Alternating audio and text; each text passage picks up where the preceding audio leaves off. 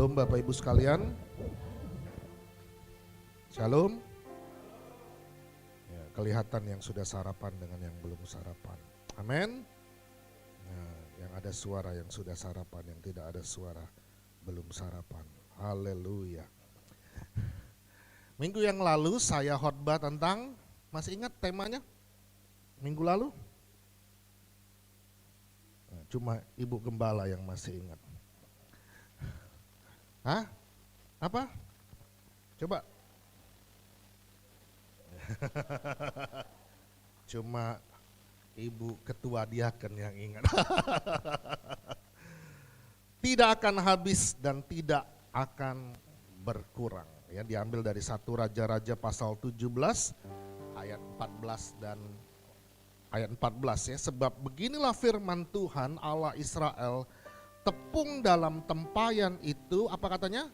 Tidak akan habis, dan minyak dalam buli-buli itu pun tidak akan berkurang sampai pada waktu Tuhan memberikan hujan ke atas muka bumi. Jadi waktu janda Sarfat itu kasih prioritas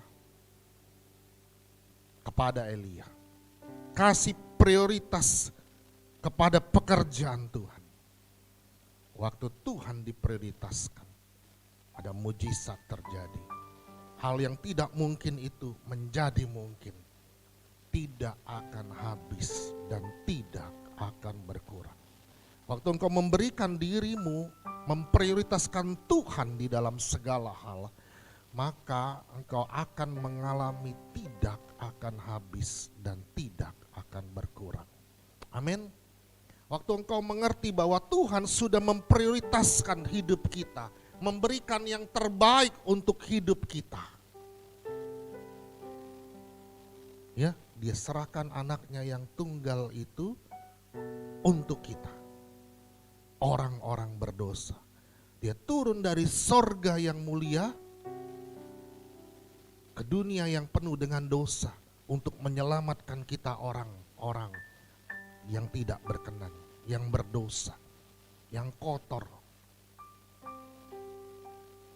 Dia prioritaskan kita karena kita dikasihinya. Waktu kita mengerti bahwa Tuhan sudah memprioritaskan hidup kita, maka kita pun tahu untuk prioritaskan Tuhan dalam kehidupan kita. Katakan amin. Waktu kita tahu bahwa Dia lebih dahulu mengasihi kita, maka kita pasti mengasihi Dia. Betul?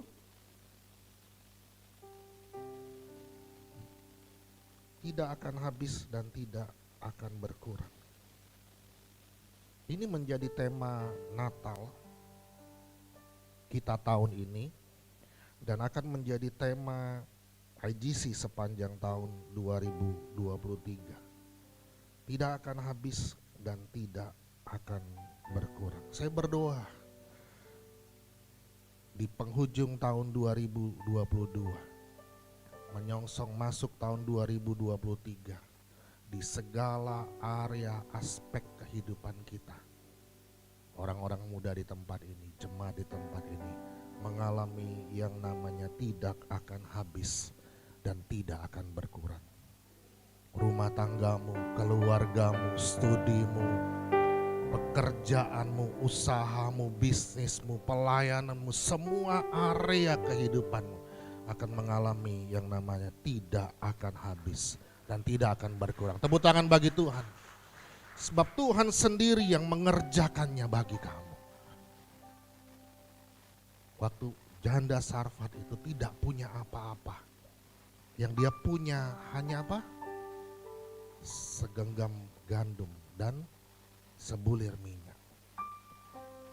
Tidak ada apa-apanya. Tapi yang tidak ada apa-apa itu, Tuhan jadikan dahsyat, Tuhan jadikan luar biasa. Amin.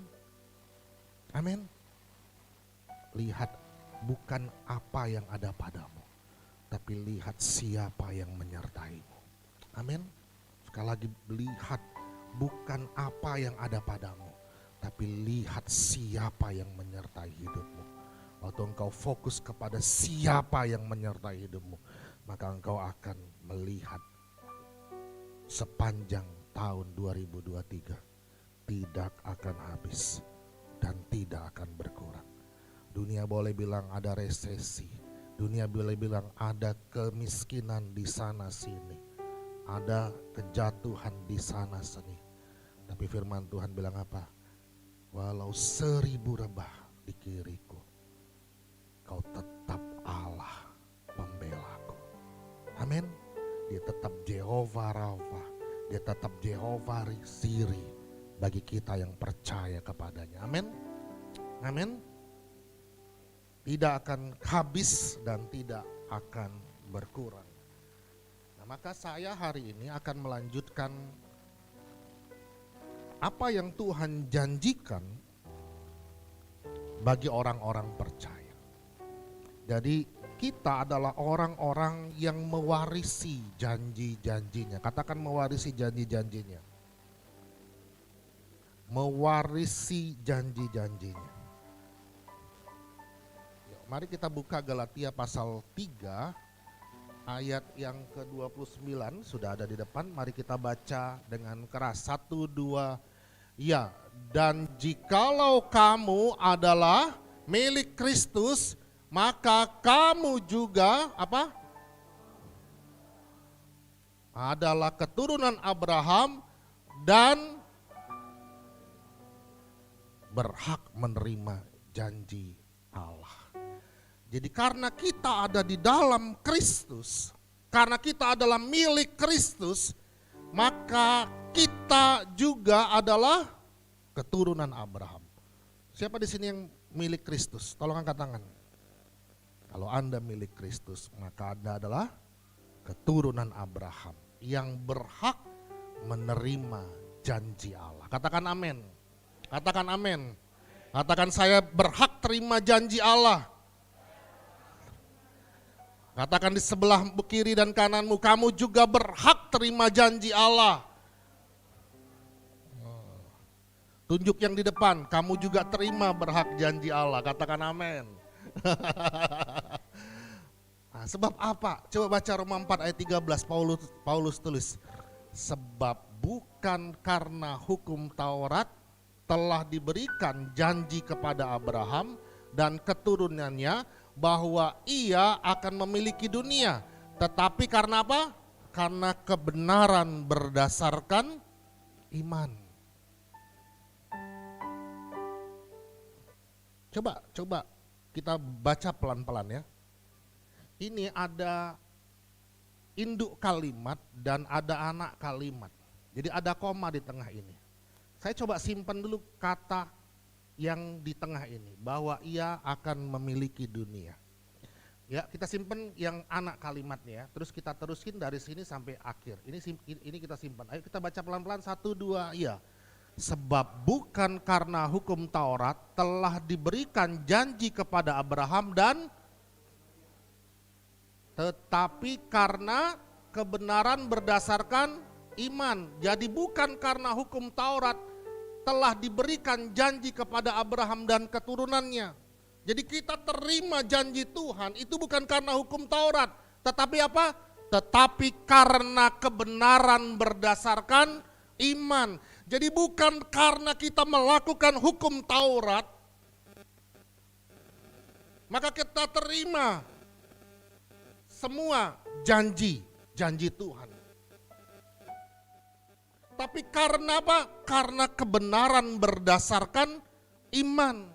Karena kita tahu kita sudah dibenarkan, karena kita sudah punya iman bahwa kita dibenarkan oleh karena perbuatan Kristus di atas kayu salib. Bukan karena perbuatan kita karena hukum Taurat, tapi karena perbuatan Kristus di atas kayu salib. Dan karena kita mengimani apa yang sudah Yesus kerjakan, itulah yang disebut sebagai kebenaran. Katakan amin. Terus apa yang kita terima itu? Apa yang kita terima itu kalau kita baca ayat ini, Roma 4 ayat 13. Janji apa yang kita terima dari Tuhan itu?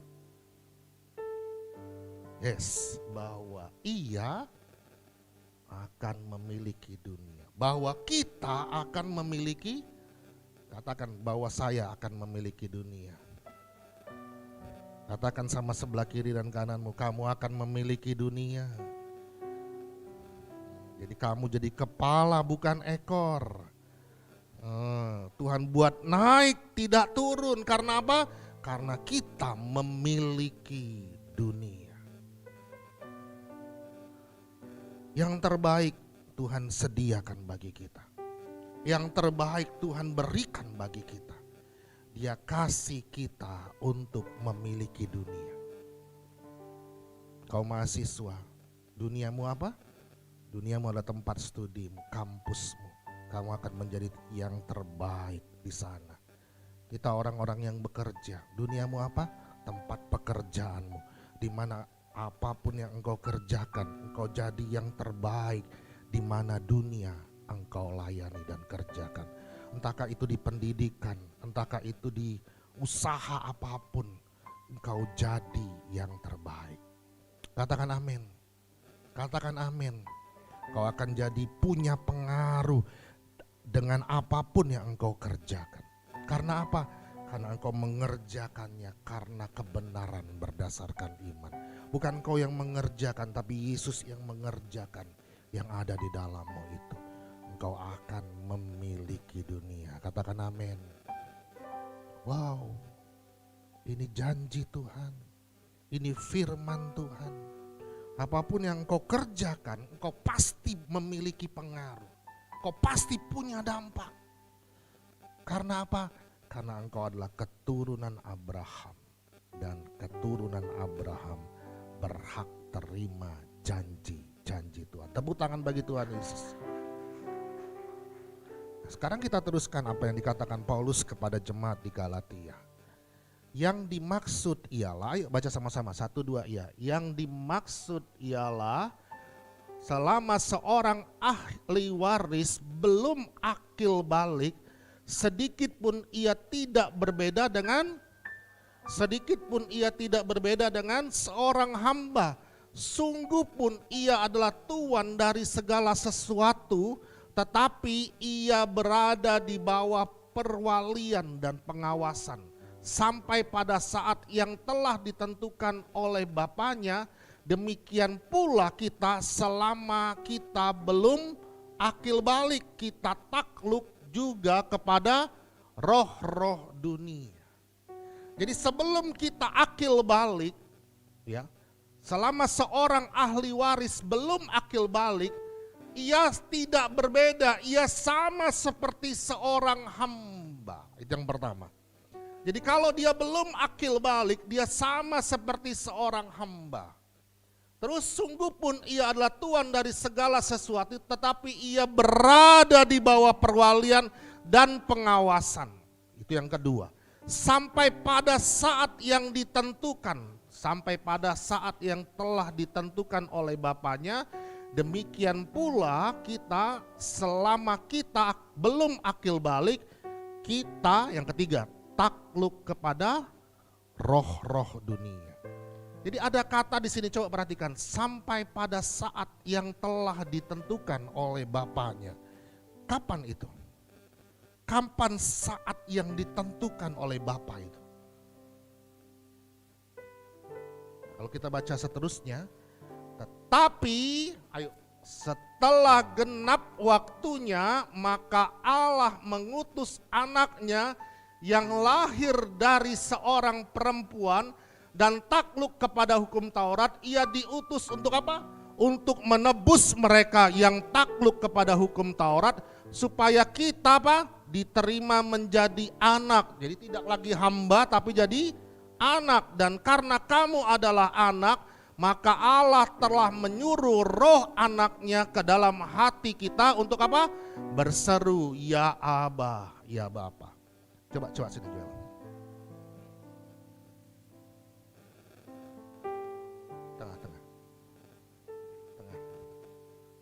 Tengah.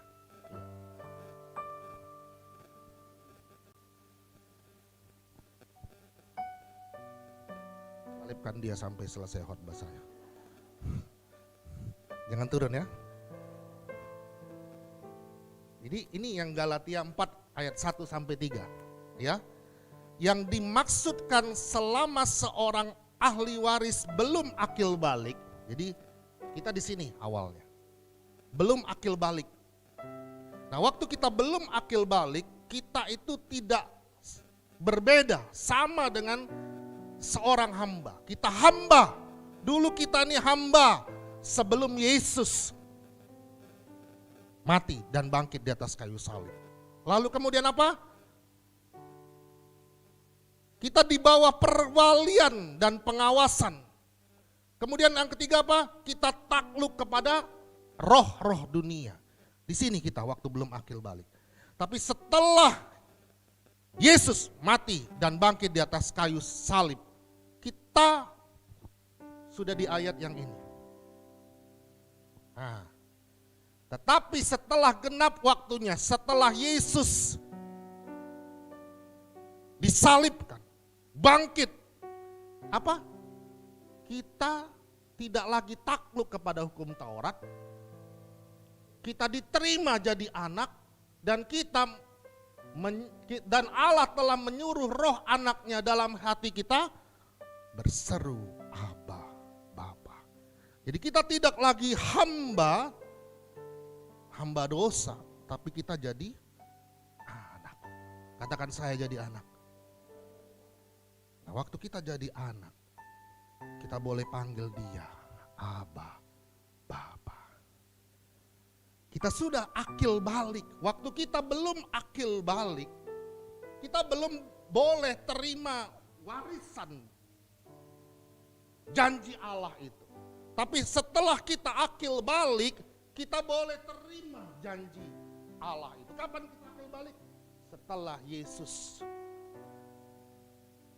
mati dan bangkit di atas kayu salib. Jadi bukan karena perbuatan kita, tapi karena perbuatan Kristus. Amin. Amin. Karena identitas kita yang baru di dalam Dia. Karena identitas itu diberikan kepada kita, maka kita sekarang tidak lagi hamba tetapi jadi anak. Dulu kita tidak berhak terima warisan itu, janji Allah itu, tapi sekarang saya dan Anda boleh terima janji Tuhan. Tepuk tangan bagi Tuhan. Sampai selesai ya. Terima kasih, silakan duduk. Jadi, waktu kita ngerti ayat ini, kita makin ngerti kenapa Yesus itu mati di atas kayu salib. Dia bukan cuma menyelamatkan saya dan Anda orang berdosa, tapi Dia mengubah identitas kita yang baru. Kita dulu tidak berhak terima warisan janji Allah itu. Karena kita masih jadi hamba, belum akil balik. Tapi waktu kita percaya kepada Yesus yang sudah mati dan bangkit 2000 tahun yang lalu bagi kita. Kita percaya kepada Dia, lalu kita berhak menerima janji Allah itu. Dan kita disebut sebagai anak-anak Allah. Amin. Amin. Jelas? Kalau enggak jelas, kasihan Yoel, nanti ulang lagi di depan seperti itu. Mau Yoel? Sekarang kita teruskan ayat yang ke-7. Apa yang terjadi kemudian? Ayo kita baca sama-sama, 1, 2, iya. Jadi kamu bukan lagi, saya bukan lagi hamba. Katakan saya bukan lagi hamba. Tepuk di sebelah kananmu. Kamu bukan lagi hamba. Tepuk sebelah kirimu, kamu bukan lagi hamba. Apa? Melainkan apa? Anak, katakan saya anak. Dan jikalau kamu anak, maka apa? Kamu juga adalah ahli-ahli waris. Oleh siapa? Oleh siapa? Ditegaskan lagi oleh Allah. Kalau oleh Allah, ada yang bisa ganggu? Ada yang bisa cabut? Kita ahli-ahli waris Allah selama-lamanya. Tidak ada yang bisa batalkan apa yang Tuhan sudah kerjakan dalam kehidupan saya dan Anda. Dunia tidak bisa batalkan, omongan manusia tidak bisa batalkan. Sekali anak tetap Amin. Amin. Kalau saya punya orang tua dan saya adalah anaknya, waktu saya jatuh ke dalam baret sekalipun, baret itu bau, busuk, ya, hitam, legem. Begitu saya jatuh kemudian saya keluar lagi, saya tetap anak? Tetap anak.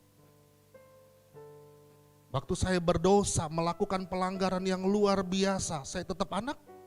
Tetap anak. Identitas anak itu tidak akan pernah hilang.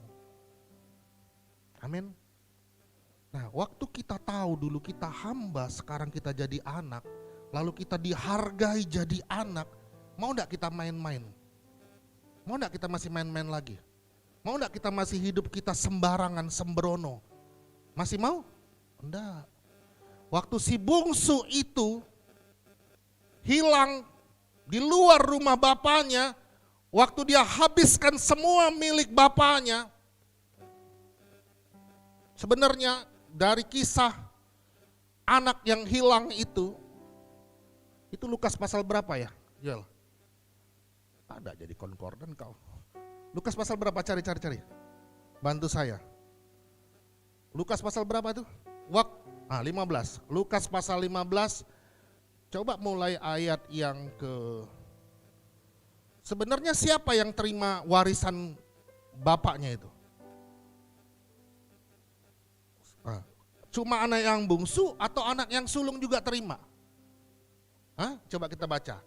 Yuk kita baca 1, 2, iya. Ada seorang mempunyai 2 anak laki-laki. Terus kata yang bungsu kepada ayahnya, "Bapa, berikanlah kepadaku bagian harta milik kita yang menjadi hakku."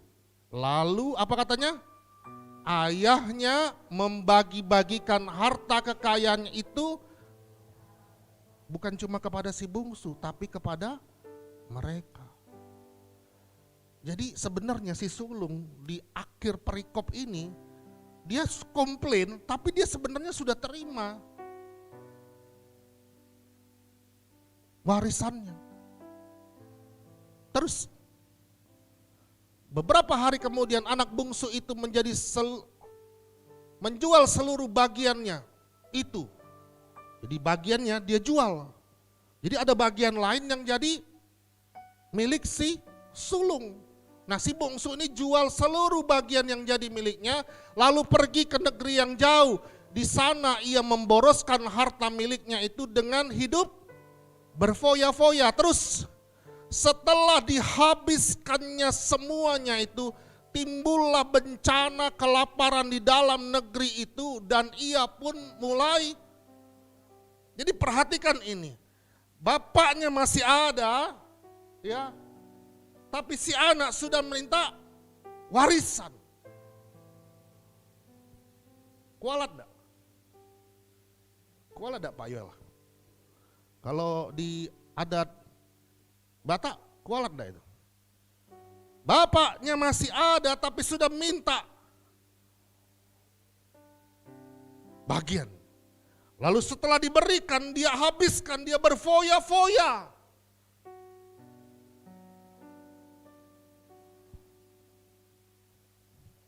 Dia habiskan semua apa yang dia terima dari bapaknya. Luar biasa enggak anak ini? Bayangkan ini, betapa nakal atau enggak anak ini? Berat enggak dosanya? Kualat tadi kan? Iya. Mau enggak punya anak seperti itu? Amit-amit kata Pak Yo. Nah, kalau saya bukan amit-amit, amat-amat. Ya. Parah. Bapaknya masih ada, sudah minta bagian, lalu dia habiskan semua bagian dia itu. Tapi coba lihat bagaimana perlakuan bapaknya kepada si bungsu ini. Walaupun dia sudah benar-benar keterlaluan. Ya, kita teruskan coba. Timbullah bencana kelaparan di dalam negeri itu dan ia pun mulai melarat. Terus ayat yang ke 15. Lalu ia pergi dan bekerja pada seorang majikan di negeri itu. Orang itu menyuruhnya ke ladang untuk menjaga babinya. Terus lalu ia ingin mengisi perutnya dengan apa? Ampas yang menjadi makanan babi itu. Tetapi tidak seorang pun yang memberikan makanan kepadanya. Jadi ampas babi pun tidak dikasih sama dia. Dia sudah tidak makan, mungkin tidak tahu berapa hari. Dia pengen makan sampai akhirnya dia rela makan ampas makanan babi. Itu pun tidak dikasih oleh tuannya. Terus ayat yang ke-17. Lalu ia menyadari keadaannya, katanya, betapa banyaknya orang upahan Bapakku yang berlimpah-limpah makanannya, tetapi aku di sini mati kelaparan. Jadi dia bayangin orang-orang yang kerja sama bapaknya itu enggak kayak gini. Dia bayangkan hamba-hamba bapaknya itu. Terus ayat 18. Aku akan bangkit dan pergi kepada Bapakku dan berkata kepadanya, Bapakku, aku telah berdosa. Aku telah berdosa terhadap sorga dan terhadap Bapa. Terus, aku tidak layak lagi disebut anak Bapa. Jadi bagi si bungsu ini, dia tidak layak lagi disebut sebagai anak Bapa. Bagi si bungsu ini. Jadikanlah aku sebagai apa? Salah seorang upahan Bapa. Jadi karena dia menganggap dirinya itu tidak layak lagi disebut anak, ya sudahlah, biarlah aku jadi upahan Bapa. Karena apa? Karena aku sudah berdosa bagi sorga dan bagi Bapa. Tapi coba lihat apa respon bapaknya. Maka bangkitlah ia dan pergi kepada bapaknya. Ketika ia masih jauh, ayahnya telah melihatnya. Coba lihat, lalu tergeraklah hatinya oleh belas kasihan. Ayahnya itu berlari mendapatkan dia, lalu merangkul dan mencium dia. Jadi bukan dimarah-marah ya. Dasar kau anak kualat kau. Apa kataku? Rasain kau. Enggak kayak gitu. Sudah lama kau enggak ke gereja. Enggak tahu kemana kau. Sekarang kau melarat baru kau balik ke rumah Tuhan. Cari Tuhan. Enggak kayak gitu. Mimbar ini bukan untuk mukul-mukul. Bikin jatuh orang tambah jatuh.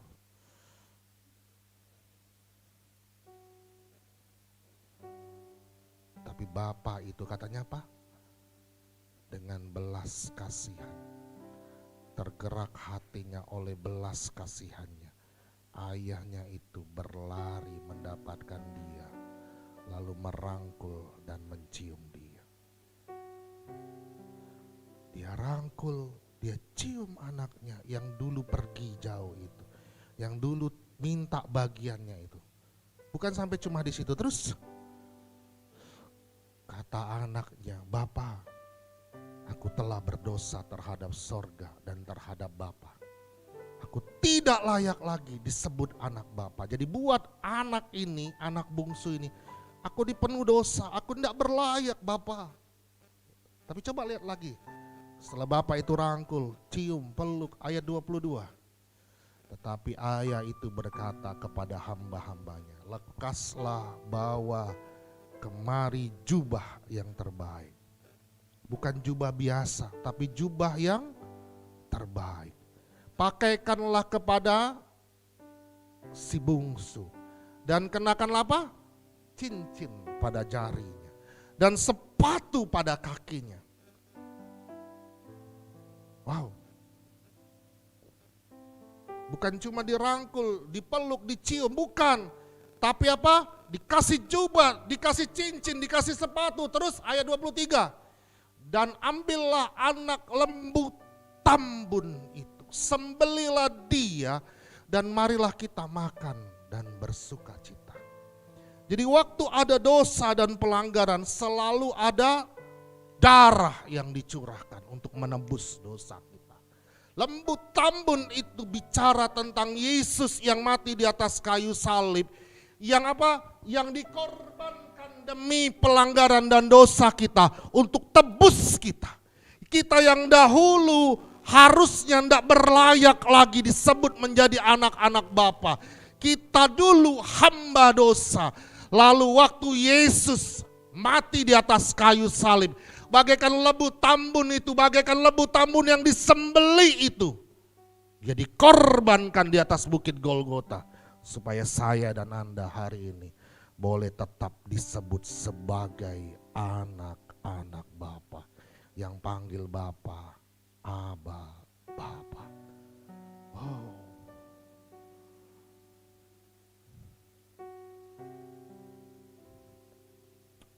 Sekali anak tetap anak.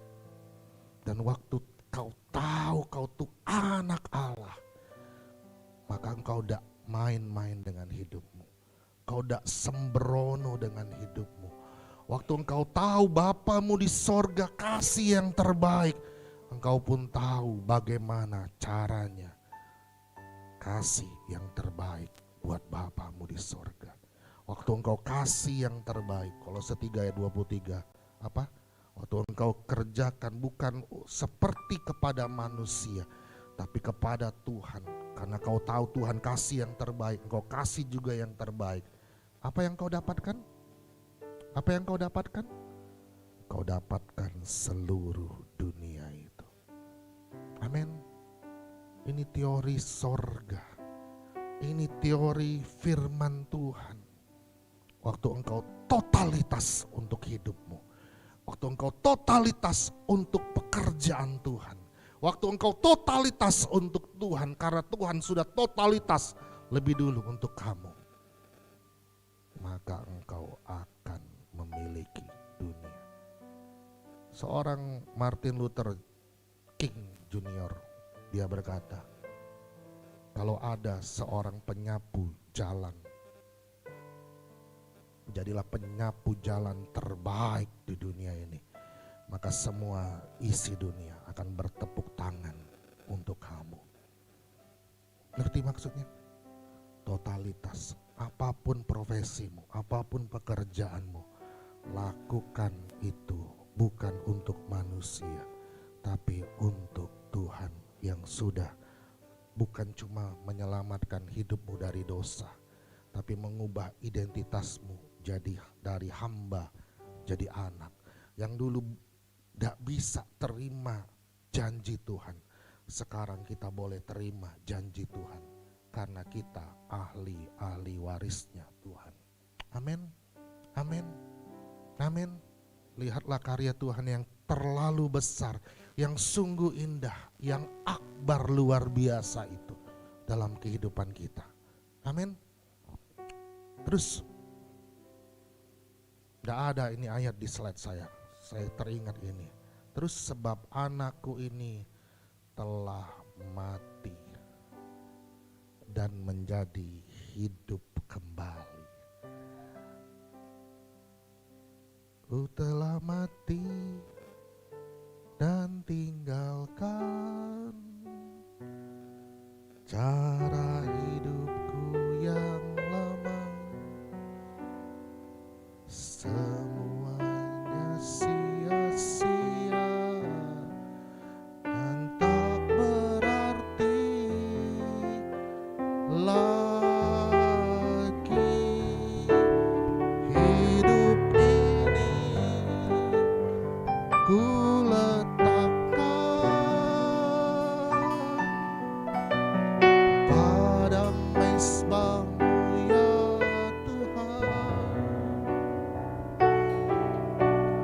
Jadilah padaku seperti yang Kau ingini. Waktu kita tahu hidup kita yang lama itu sudah mati dan kita hidup punya hidup yang baru. Karena Yesus sudah mati di atas kayu salib itu. Karena Yesus yang sudah menyelamatkan kita. Karena Yesus yang sudah mengorbankan segala-galanya bagi kita. Waktu kita tahu itu. Waktu kita tahu. Tuhan sudah melayani lebih dahulu untuk kita. Spontanitas kita mau layani Tuhan tanpa disuruh-suruh. Spontanitas kita kasih yang terbaik untuk Tuhan. Spontanitas kita datang ke rumah Tuhan dengan penuh kerinduan. Spontanitas tanpa disuruh-suruh, tanpa dipaksa-paksa, tanpa harus diingat-ingatkan lagi. Kita kasih yang terbaik untuk Tuhan. Kita layani Tuhan karena Tuhan sudah lebih dahulu melayani kita. Ya, kita tidak mungkin hitung-hitungan sama Tuhan. Bisa kita hitung-hitungan sama Tuhan? Coba gimana kalau jadinya kalau Tuhan hitung-hitungan sama kita? Pernah tidak bayangkan seperti ini? Coba bayangkan gimana jadinya kalau Tuhan hitung-hitungan sama kita. Tapi puji Tuhan, dia tidak pernah hitung-hitungan sama kita. Kalau dia hitung-hitungan sama kita, maka kita tidak akan pernah bisa bayar apa yang sudah dia buat dalam kehidupan kita. Dan karena kita tahu kita tidak mungkin hitung-hitungan sama Tuhan, kita datang sama Tuhan. Kita berkata kepada Tuhan, ya Tuhan, aku datang, aku mau melayani Engkau dengan kesungguhan hatiku. Tuhan lebih dulu mengasihi kepadaku, maka aku mengasihi dia. Tuhan lebih dulu melayani kepadaku, maka aku melayani dia. Oh Yesus, lihatlah apa yang Tuhan buat dalam hidupmu. Lihatlah apa yang Tuhan sudah kerjakan dalam hidupmu. Sadarilah bahwa dia tidak pernah hitung-hitungan sama anak-anaknya. Sadarilah tiap-tiap hari engkau bangun dengan nafas yang segar, dengan tubuh yang sehat, tidak kekurangan apapun. Siapa yang kerjakan itu? Walaupun engkau dalam keadaan sulit sekalipun, kau bisa lewati hari-hari itu sampai hari ini. Lalu engkau bisa berkata, aku ada Tuhan hari ini. Itu semua karena Tuhan. Amin. Amin. Waktu engkau melayani Tuhan di sini, fokusmu bukan di sini, fokusmu di sana. Kau enggak kasih ke sini karena engkau bukan artis. Kau kasih ke sana yang di atas, yang sudah mengerjakan yang terbaik bagimu. Fokusmu kepada Tuhan, mengagungkan nama Tuhan, memuliakan nama Tuhan. Bukan cari panggung di atas ini.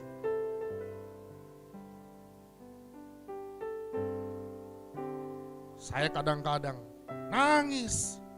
Masih banyak orang yang berdiri di depan sini. Masih banyak anak-anak Tuhan. Masih banyak hamba-hamba Tuhan. Masih banyak pengkhotbah-pengkhotbah yang berdiri di depan ini untuk cari ketenaran. Cari popularitas.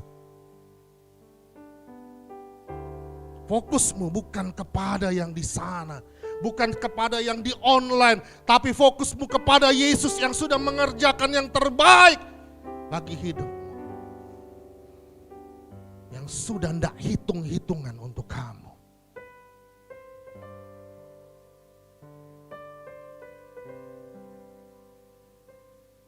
Kau memiliki segala-galanya kalau engkau mengerti ini. Dunia boleh ngerasakan sesuatu goncangan yang luar biasa. Tapi anak-anak Tuhan, apapun terjadi, dia tidak pernah tergoncangkan. Dia tetap berdiri teguh karena matanya tertuju kepada Yesus. Waktu Petrus berjalan di atas air, waktu matanya fokus kepada Yesus yang juga berjalan di atas air itu, dia mampu keluar dari kapal itu, lalu dia berjalan di atas air itu. Dia berjalan di atas firman Tuhan, dan firman Tuhan itu terjadi atas hidupnya. Apa yang tidak mungkin itu menjadi mungkin. Tapi waktu dia mulai terganggu dengan ombak angin yang besar itu, dia mulai terganggu, apa yang terjadi? Dia mulai goyah dan hampir tenggelam. Tapi puji Tuhan, walau kita tidak fokus sama Tuhan, Tuhan tetap mengasihi kita. Tuhan pegang tangan Petrus, Tuhan raih tangan Petrus, sehingga Petrus tidak jatuh tenggelam. Wow, sungguh bukan karena apa yang kau buat, tapi sungguh karena apapun yang Tuhan selalu buat dalam hidupmu. Petrus tidak tenggelam, ya. Tuhan tetap fokus mengasihi kita. Walaupun kadang-kadang kita tidak fokus kepada karyanya yang besar itu. Tuhan, aku capek Tuhan, seharian kuliah, seharian kerja. Tuhan, maklumkanlah Tuhan, aku sudah sangat sibuk. Kadang-kadang kita seperti itu, saya pun seperti itu. Tapi waktu kita mengingat apa yang Tuhan sudah kerjakan untuk kita, kita tidak mampu ngomong seperti itu. Kita tidak sanggup ngomong seperti itu. Kita bisa ngomong, Tuhan aku capek Tuhan, tapi dia di atas kayu salib. Dia tergantung di atas kayu salib itu. Apakah dia bilang capek? Dia gantikan posisi kita. Apakah dia mengeluh? Dia berkata, biarlah kehendak Bapa yang terjadi, bukan kehendakku.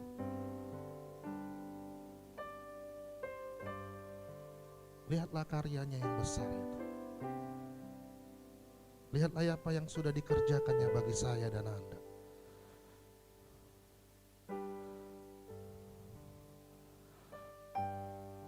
Dan raihlah apa yang sudah dijanji-janjikan itu kepada kita. Karena kita adalah ahli warisnya. Amin.